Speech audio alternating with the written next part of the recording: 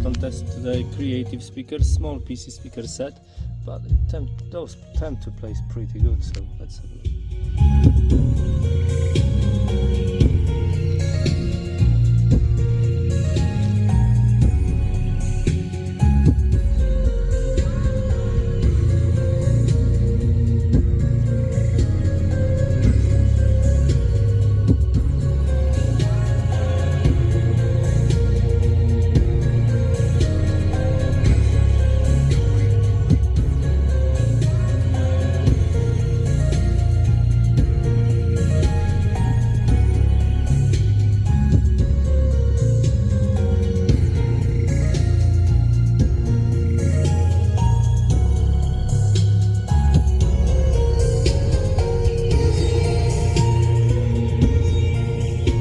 Not bad at all as a for small set, I would say.